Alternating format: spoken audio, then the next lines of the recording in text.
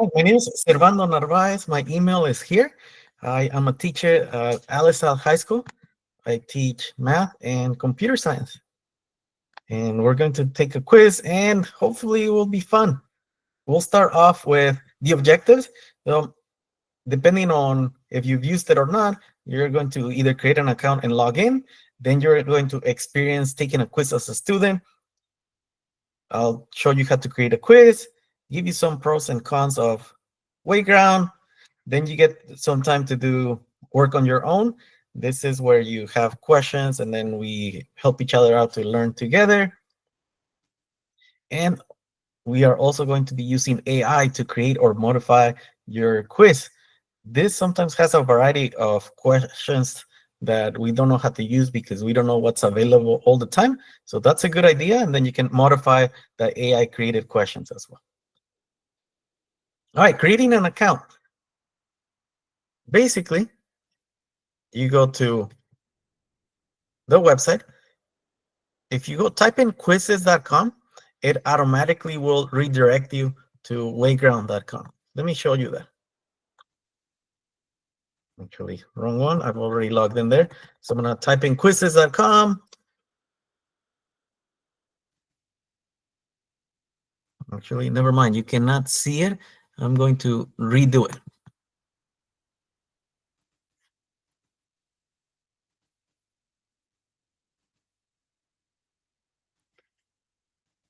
All right, here you go. If you take a look at that URL search bar, I'm going to type in quizizz.com. But since the company changes name, it automatically changes to wayward.com right here at the top.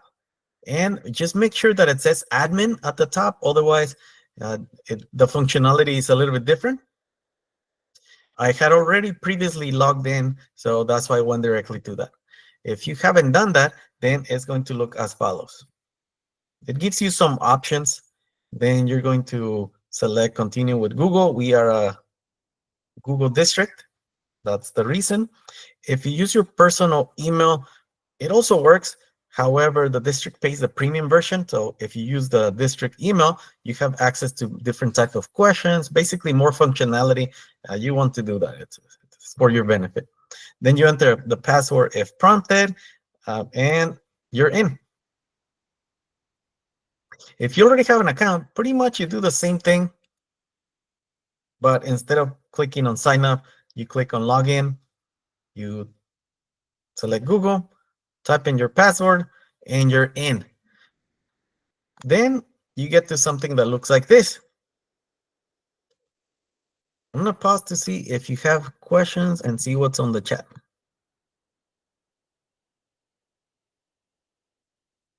Someone wants a presentation link. The presentation link basically just has how to sign in. I could share that at the end, but if you already signed in, then you're completed everything on the presentation. Oh, thank you. Someone else signed in from the SPED department and science. All right. Once you are here, in the center, you can see the people that have already used Wayground.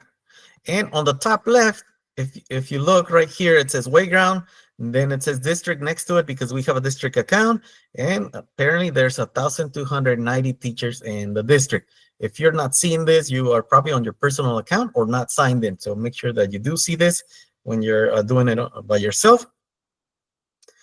All right, so let's experience a quiz as a student. Before I post it, I'm going to be projecting the screen, so you're going to see how it looks as you're posting it, and then I'll explain some of the things as we go. If you have a library, that means that you already have some quizzes prepared. So I'm going to click on library. Then here you can see some of the items that I've already created and used. So I use them about once per year as the modules come in. So that's why it says creation time, etc. All right, I'm going to click on the quizzes for this session. And when you're here, it allows you to share it, copy link. You can share this with teachers. You can share it as a team. So now you're able to work with others. You can print this quiz as a worksheet if you prefer paper, pencil, or just as backup in case the internet goes down. And Here, it allows you to do, well, a few more things. Right now, you're seeing the questions, but the answers are actually turned on. So as you can see, for question number 1, the answer is 4. You can turn off so that no one can see the answers, just in case you project this screen on accident. You can preview to see how this would be as a student. Let's say you're creating it and you want to see how it looks before you assign it, to see if it's the graphs are where you want it, etc. You could do this. On the left, you can see that you can do translate the quiz to other languages, flashcards, all kinds of AI information that we'll get to towards the end. Okay, so this quiz has 18 questions. They're all subjects, so that you see that most of the possibilities that you have, not just multiple choice. And let's start it. I'll take about 8 to 10 minutes, then I'll stop it there. If you don't finish, it's okay. I'll show you how it looks also for when a student does not answer a question. So if you don't finish, it's also to help us learn as well. So when you're about to start, you click start. You're able to assign it in multiple formats. So you can use classic mode. That's the one I'm going to do. You can use teacher paste. Teacher paste is kind of like you have a PowerPoint presentation, and then you embed questions on each of the slides, and the students only see that one. You can use test mode. Test mode is kind of like the one you're going to see, but with fewer options. You can put them in teams. You can select how many teams and how many people per team. You can print them out, and then students scan it with their device. I have never done that because I'm trying to use technology, and that defeats the purpose. You can use Mastery Peak. So it's like a competition. Students answer questions, and then based on the questions, they get to unlock chests. The chests have some items, and then you're able to move to the top until you complete it. Everything in this quiz is customizable. So you can say how many attempts you want them to do. If you put unlimited, the student doesn't have to sign in, and you're unable to see who took the quiz. So if you want to know who took what for a grade, I would limit it to something from 1 through 5. I usually just do 1. If it's a quiz, if they want to retake, I restart. You can have a redemption question. So if you hover over to this I for information, it allows you to know what it's for. So redemption question pretty much gives them a second attempt at some of the questions. Strike and shield is here also, and you can shuffle questions, show leaderboard. You can customize by clicking here, and it gives you a lot more things. You can show the answer or just tell them if it's right or wrong. I usually don't show the answer if it's a quiz so that other periods don't know about it.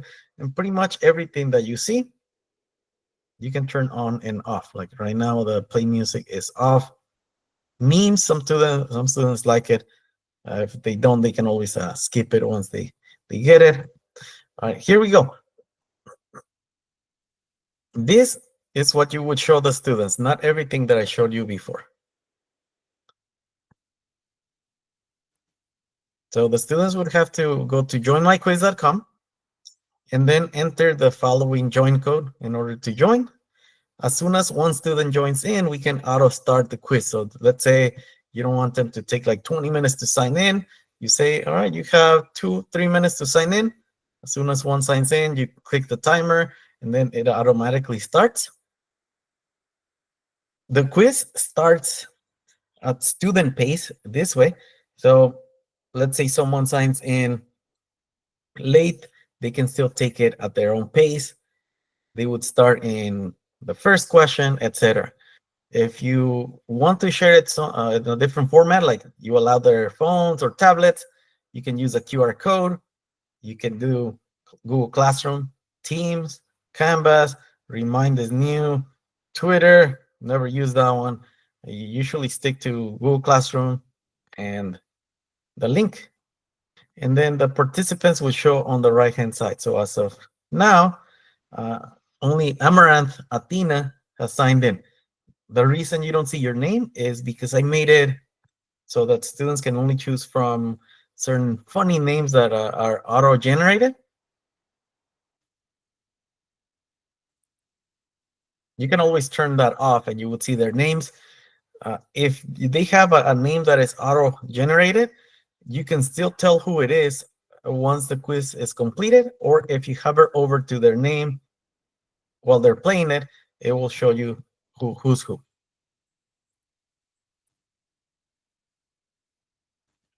Okay, so I'm going to auto start in a minute. Actually, the least time is a minute 30. I'm going to start in about 20 seconds.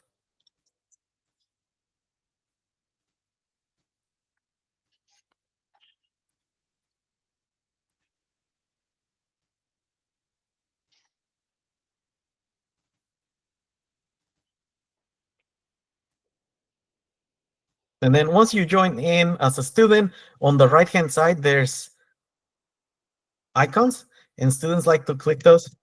So they start popping up on the screen. Some students like to get that number, like right now, only 5 of them have showed up. They're at the top center of the screen. Some students like try to log in right away and hit it as many times as possible. They want to get to 1,000. First 100, then once they get to 100, they're like, I can make it to 1,000. It's up to you if you allow. They can have fun with it. All right, let's start.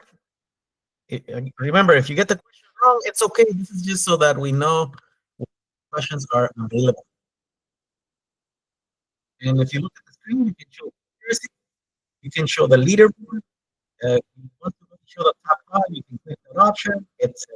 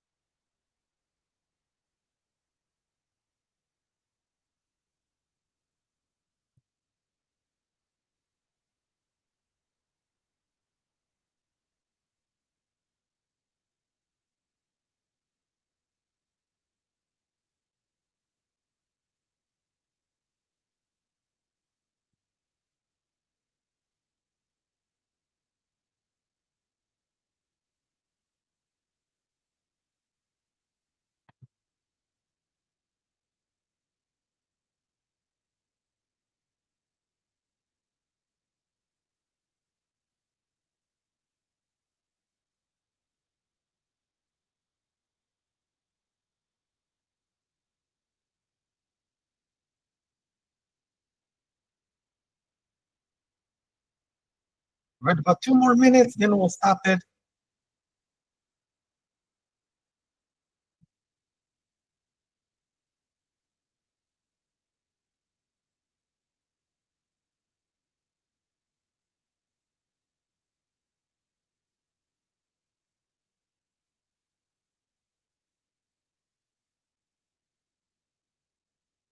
If you finish and you're wondering why was your screen glitching, if you look on the bottom right-hand side, there's a rocket, and you have three options. And this is for the entire class. I press the glitch. This is only for 10 seconds. Then you can also give them some score for a question, like, all right, double the points for the question that we have, etc. As you can see on the screen, lower the volume. The bars are different colors depending on how many questions you have correct. So based on your streak, it changes color. The highest is, I think, purple. So I got one wrong so that you could see what happens. If you get one wrong, the streak restarts, of course, and you are able to do the redemption question. If you get the redemption question right, you can still get 100%. It just shows that your streak is not all of it because there was one wrong. The redemption question is customizable, just like I mentioned earlier. You can turn everything on, off, the memes, the music, the leaderboard, everything is customizable. Okay, I'm going to stop it. If you didn't finish, that's fine. I'll show you how it looks on my end. Also, right now I'm showing you the leaderboard. You can also show the questions. If you show the questions, it tells you, okay, on question number 1, 6 correct, 0 incorrect. Shows you everything. You see, like this one, number 3 is 7 correct, 0 incorrect, and this one was 6 and 0. That means one person hasn't gotten to this one because I randomized. You can go back to the leaderboard. You're able to pause because we have the premium version. So when you pause, it's basically what it sounds like. You can resume. If you notice here, when you pause, you only have 10 minutes unless you add additional time for the pause. And then if you end, it actually asks to see if you actually want to end or you clicked it by accident. So I'm going to say yes to end it. Now here's the podium, and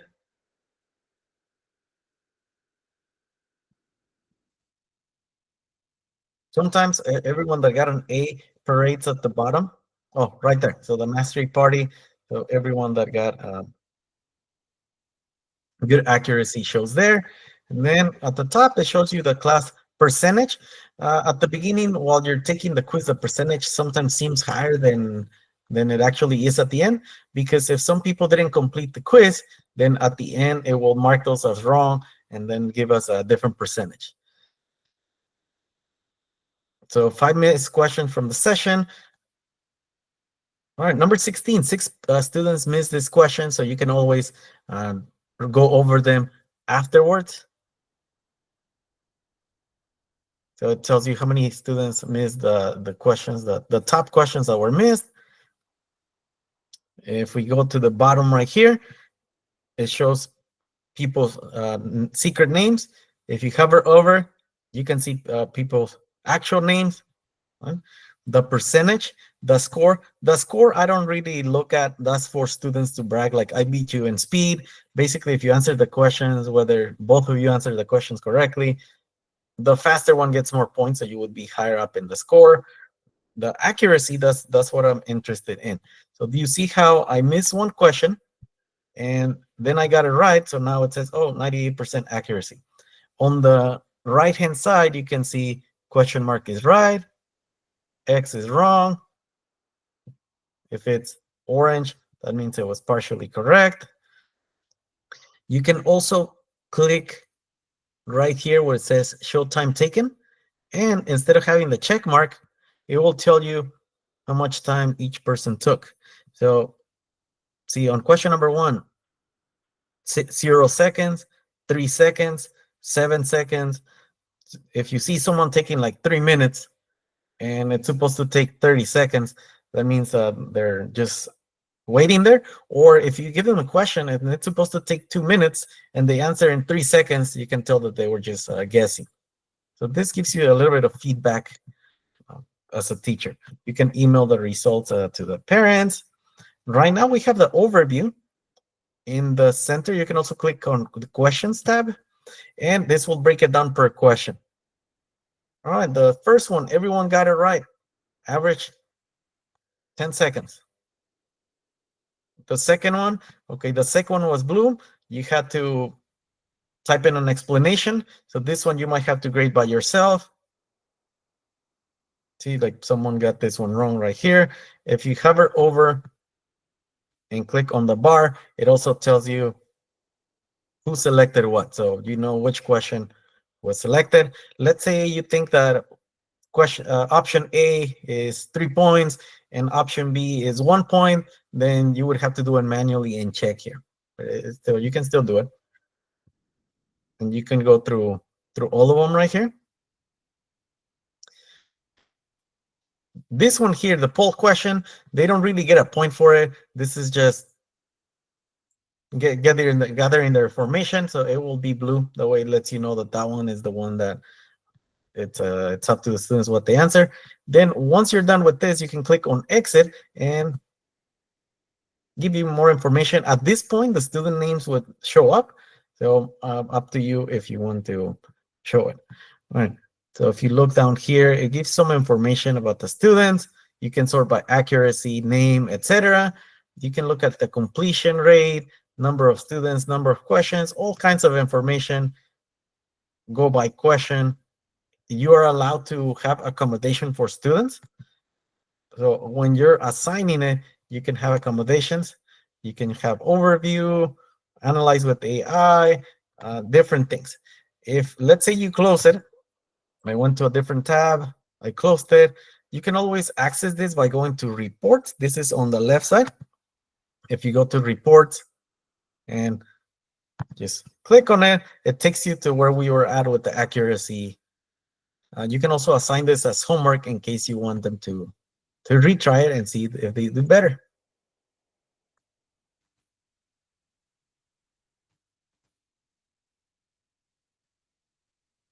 Any questions that you might have? I did a lot of talking now. I want to hear from you.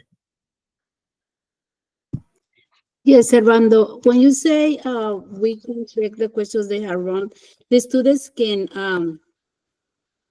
redo the questions that they made wrong, so that way they can get extra credit. Sometimes I let them to do it again. Yes, it depends on how you want to run it. So this right here, I took the quiz as well. And it gives me some information like, well, let me go through all this and then what you asked. When you complete a quiz, you get some coins.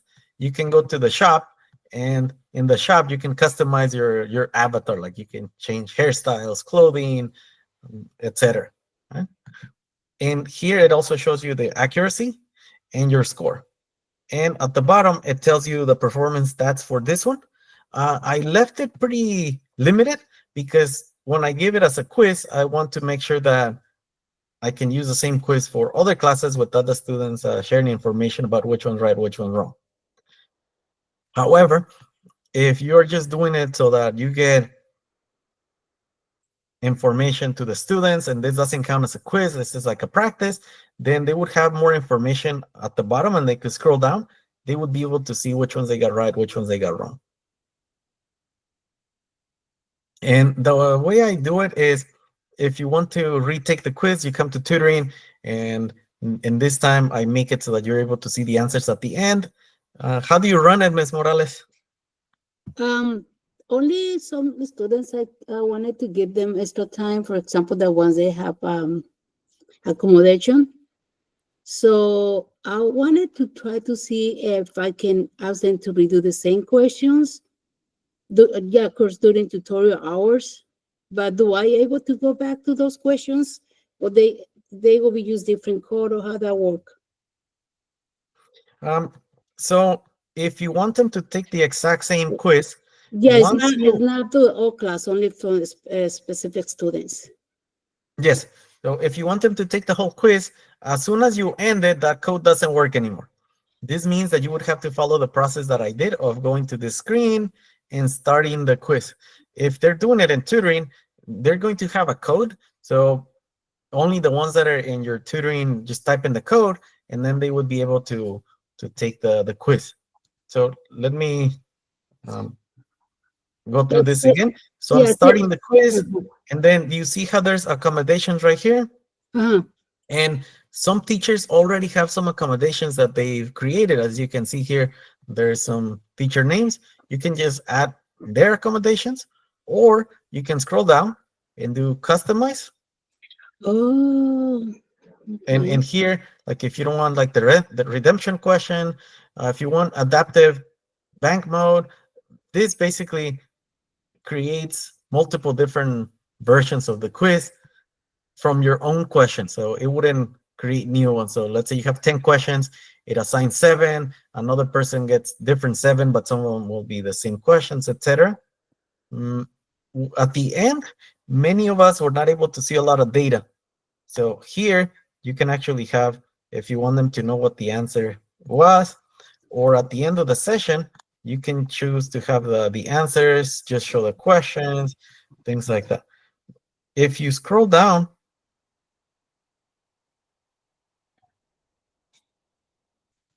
you can look at the different things here. Oh wait, no, this is not where the accommodations are at.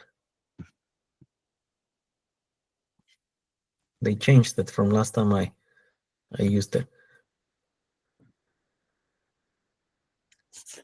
Okay, no, not there.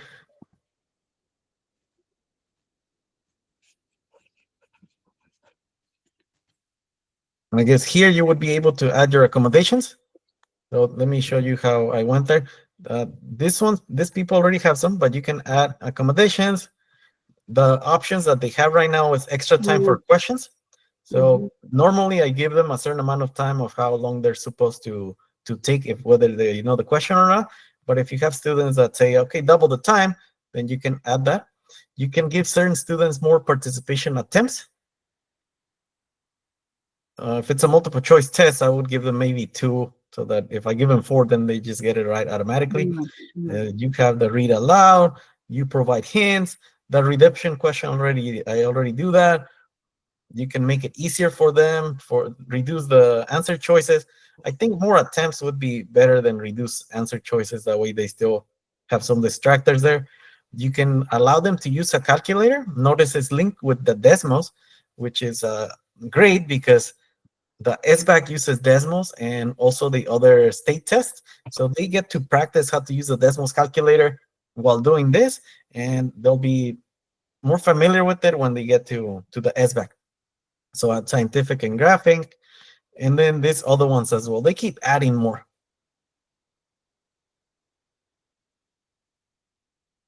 See, these ones that are new, I have not seen them before. Some students actually feel bad about the leaderboard because they're like, oh, I'm number 19 out of 20, but maybe they're going slower, or maybe they need to retake. So if you don't show the leaderboard for that student, then it helps them not be as frustrated if they're not doing what they want. And here's other things that dictionary and other items that you're able to use. These ones, you can select certain students to have them, or up to you.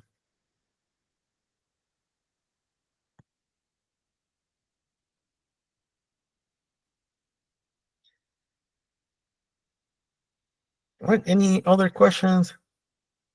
And if you hover over one of those options, you get a kind of an example of how it looks on the video on the right. So if you give them hints, this is how the hints look. There's hints at the bottom.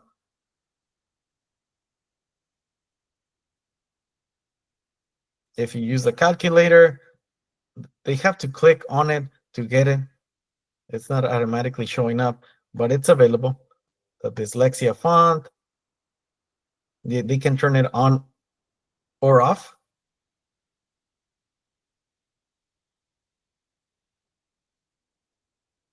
Before, you kind of had to guess what it looked like or preview it yourself. Now it gives you a video of how it would look.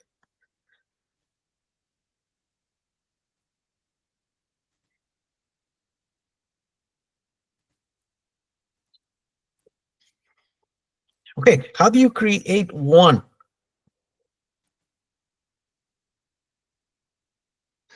Show us the correct graph in response.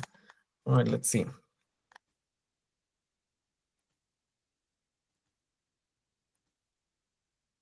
All right, I'm going to reports. Then I'm going to select this one.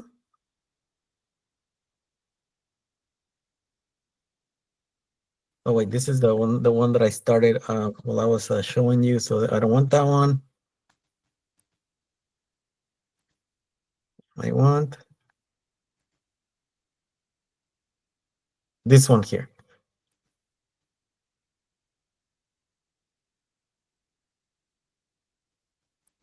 This was the correct answer for the... Oh, it doesn't let me zoom in anymore. Okay. Okay, let me go to the quiz, and then I'll show you how it was.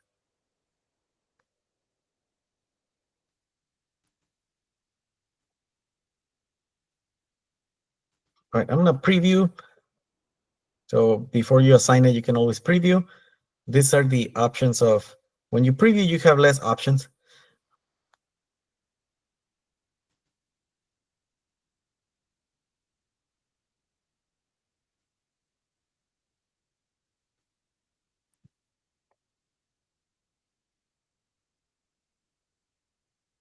Oh, I need to get out because I already took it.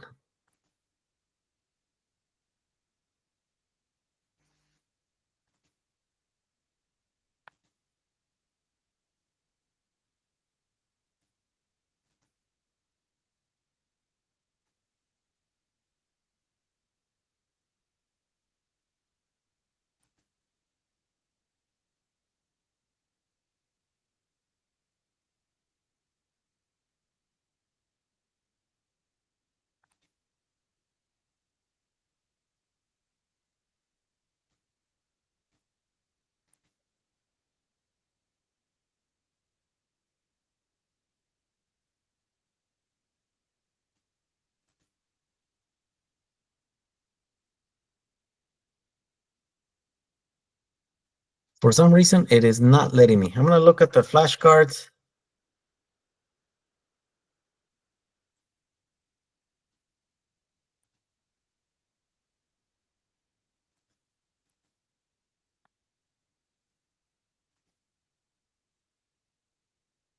Okay, it's not letting me. Let me start again, and I'll go to that one really quick.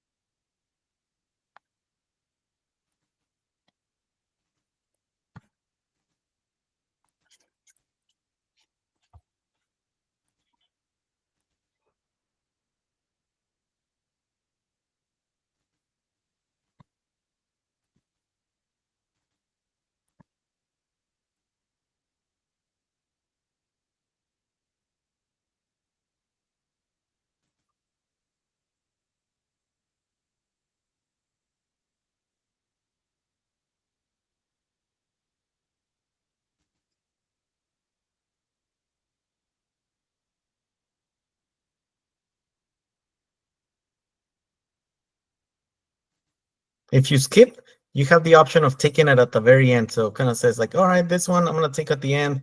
You can only skip so many, and it gives you a number of how many you've skipped. So right now I've skipped 3.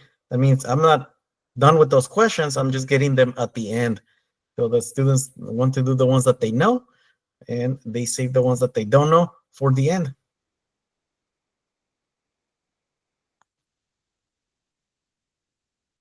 The one with the graph, basically you move the dots. So this one would be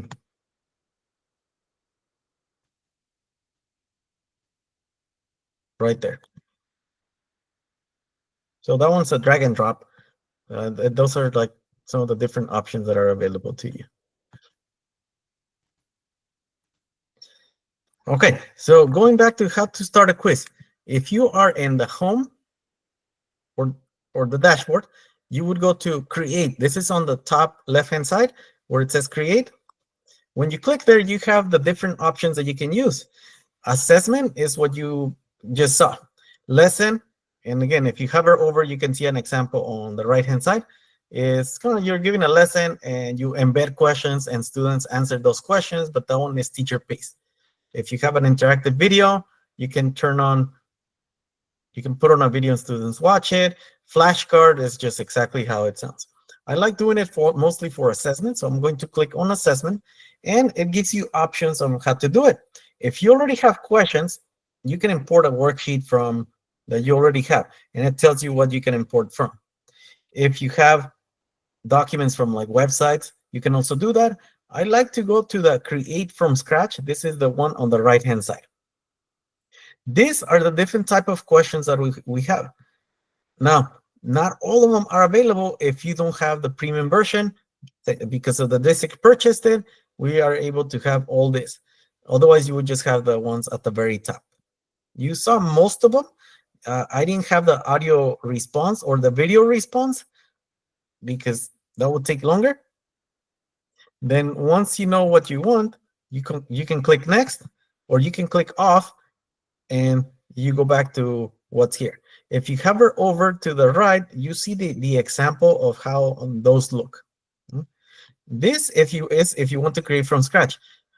However, there's also a library that you can use, get videos from. If you type in here something like a category, like for example, flags, and then you see public quizzes that other teachers have used and created about flags.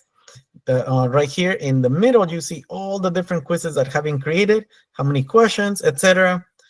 If you click on one of them, a preview shows up on the right-hand side.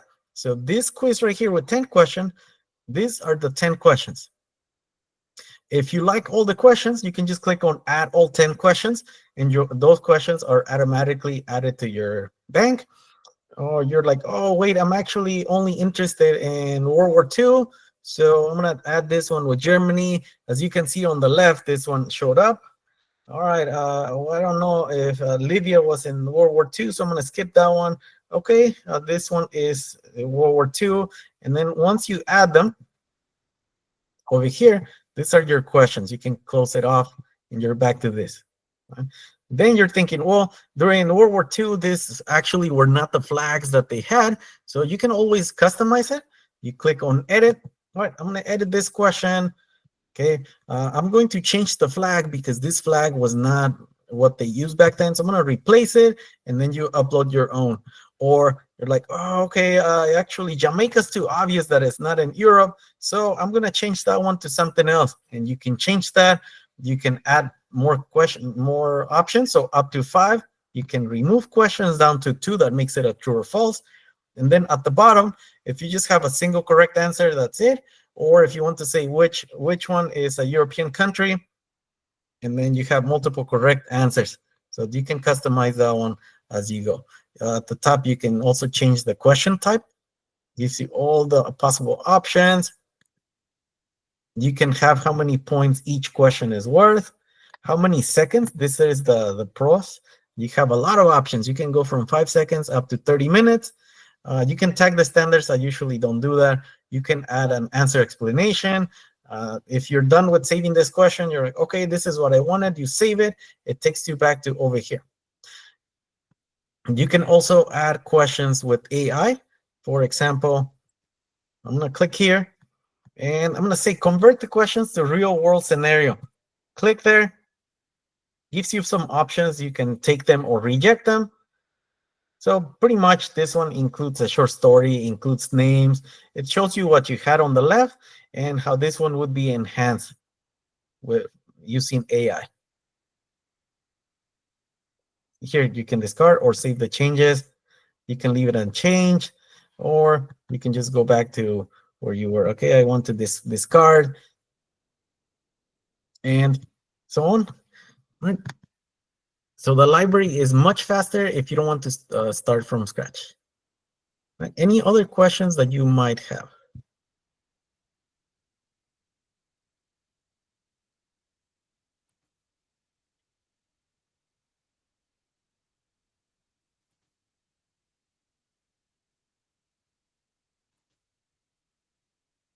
Yes, Ms. Mason?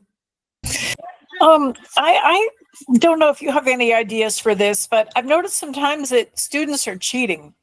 And the only thing I've thought of doing is going and making my quizzes not public, private. Do you have any suggestions how to stop cheating? I make all of mine private.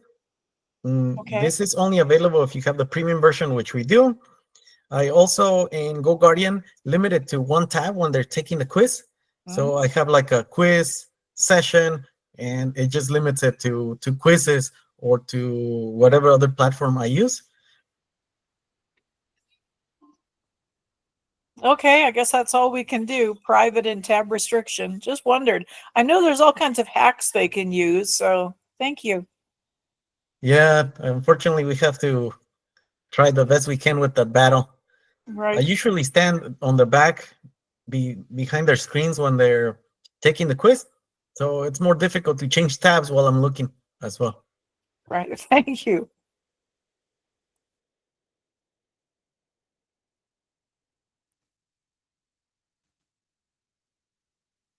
All right, any other questions? Yes, Ms. Gutierrez, they have the audio response. And if you really want to get more elaborate than Quizizz, because I like to vary it up, not just Quizizz 100%, Formative also allows for audio responses. So I pick and choose, sometimes one, sometimes the other.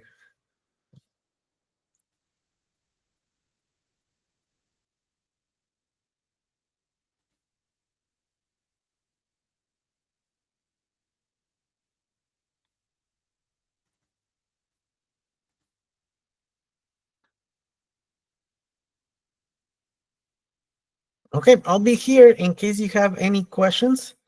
Let me know.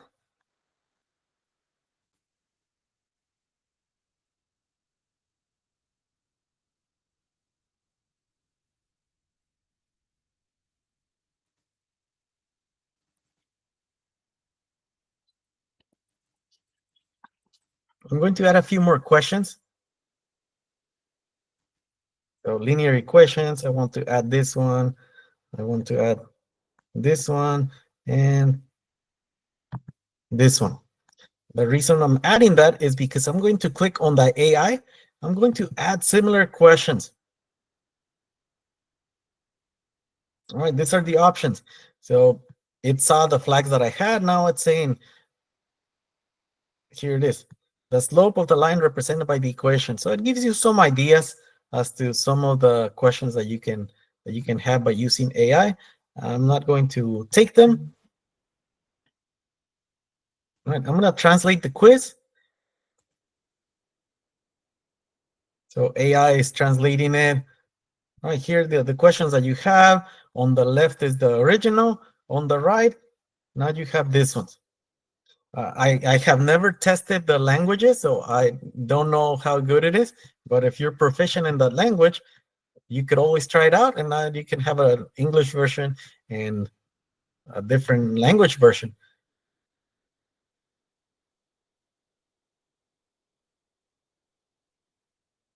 You can also ask questions like, create 3 questions about slope.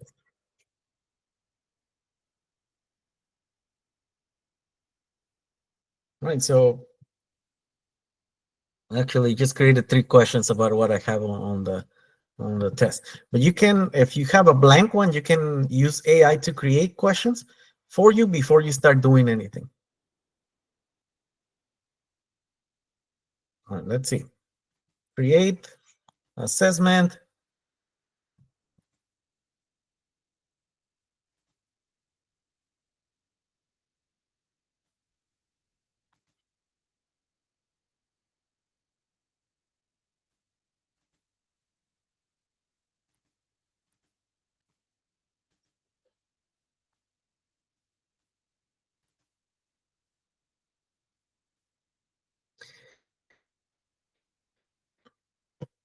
I do not know if formative translates, as they keep adding new things. Last time I checked, no. Maybe by now they do, but I'm not sure, Ms. Gutierrez.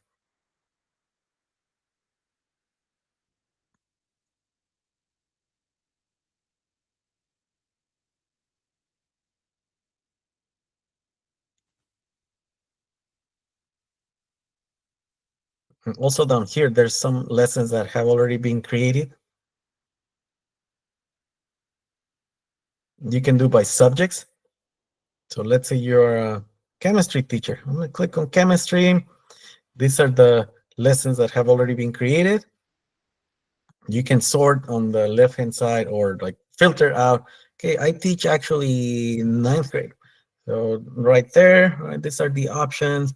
It gives you some of the topics, more topics on this side.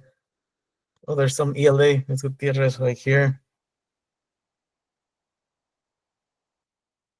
So whatever's available there, you have access to.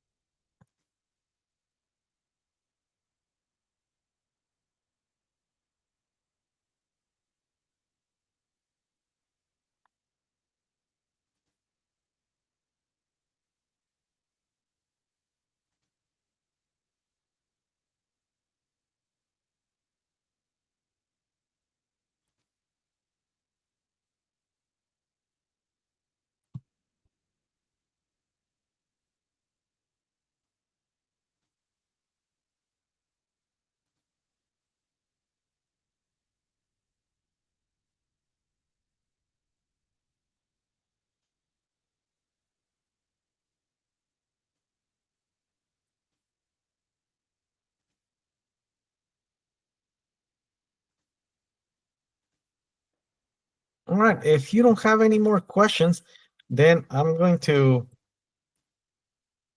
post the evaluation link. I'll still be here if you have questions, of course.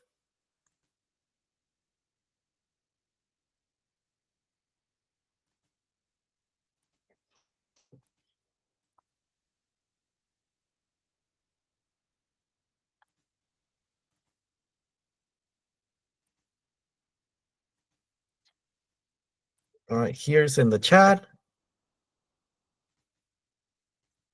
Here's in, if you want to type it up, please let us know how we can improve and what went well in the session.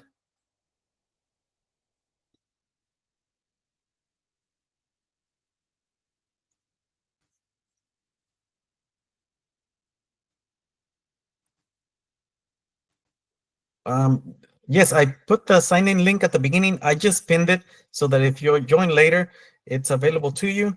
I also pinned the evaluation link.